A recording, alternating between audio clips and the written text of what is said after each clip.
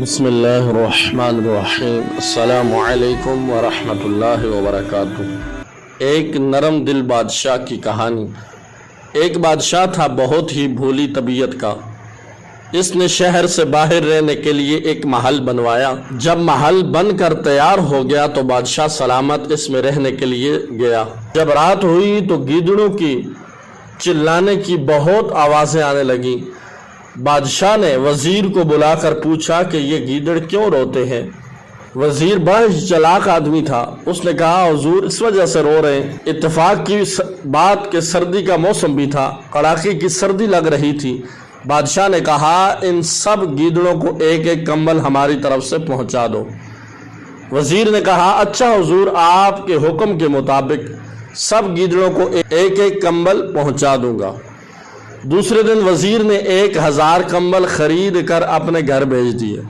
اب جب دوسری رات ہوئی تو پھر وہی گیدڑوں کی آوازیں آنے لگیں۔ بادشاہ نے وزیر کو بلا کر پوچھا کہ تم نے گیدڑوں کو کمبل نہیں پہنچایا؟ وزیر نے کہا حضور سب گیدڑوں کو ایک ایک کمبل پہنچا دیا۔ بادشاہ نے کہا پھر یہ گیدڑ کیوں روتے ہیں؟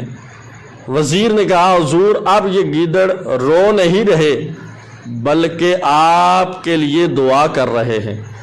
اس پر بادشاہ نے کہا ٹھیک ہے، دعا کر رہے ہیں تو کرنے دو، منع مت کرو۔ فائدہ، نیک اور بھولے بالے لوگوں کا مال عیار و مکار قسم کے لوگ اسی طرح دھوکہ دے کر کھا جاتے ہیں اور خوش ہوتے ہیں کہ ہم کس طرح بیوقوف بنا کر مال حاصل کر لیا، مگر اس بات کو بھول جاتے ہیں کہ اللہ کے یہاں ایک ایک پائی کا حساب دینا پڑے گا۔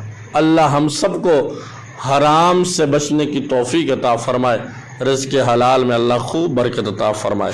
السلام علیکم ورحمۃ اللہ وبرکاتہ۔